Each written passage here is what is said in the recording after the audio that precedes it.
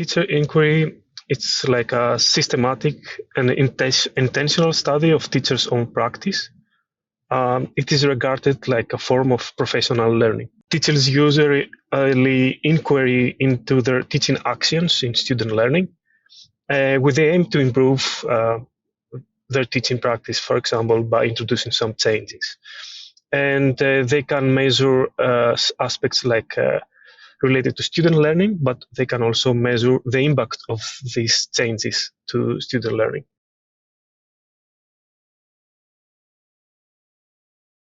It's actually like a cycle process. It's not like a linear process.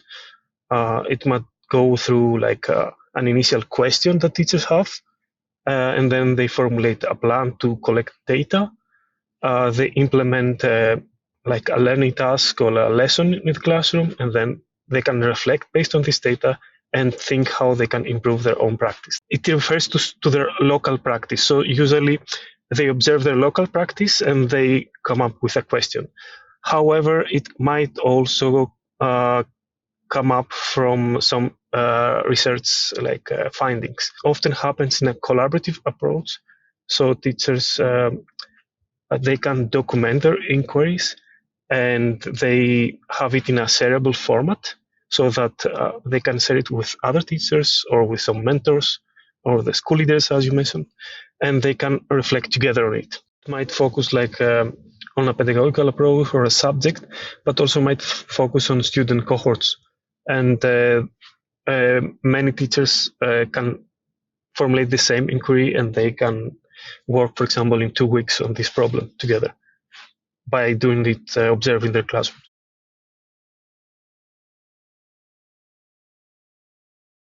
It might be a little bit more informal compared to doing research, although I feel like it has elements of how researchers also do it. Like, for example, deciding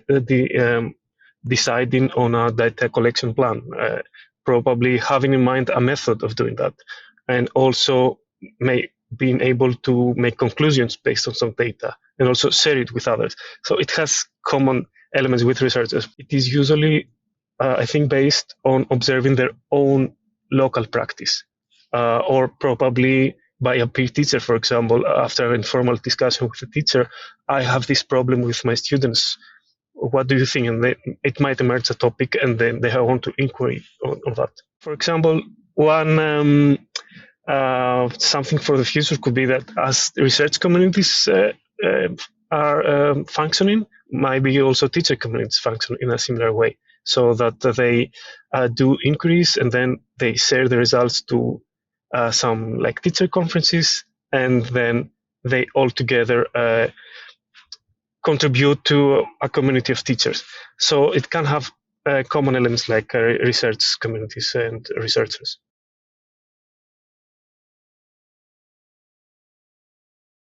Initially, we formulated like a plan for teachers, like how to do the inquiry.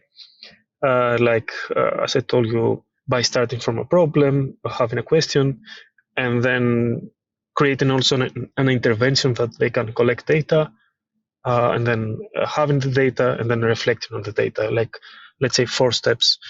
But then we saw that it's quite valuable to do that in a collaborative or collective way. That is why you have like another component that one teacher's inquiry can inform like let's say school teacher community. And then in our case, we were using technology, and we're thinking how technologies can support these aspects of teacher inquiry, like an individual teacher doing it, but also the collective process. And we have like these 3 elements, like the teacher inquiry, the collective process, but also the technological support.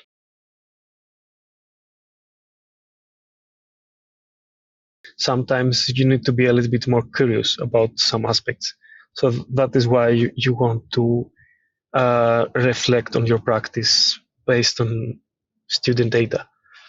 So maybe they can find out what is their motivation behind that, why they want to do it. To think in advance okay, I'm going to collect some data, or I will have some available data, because sometimes it happens automatic with Learn Analytics and all these kind of things.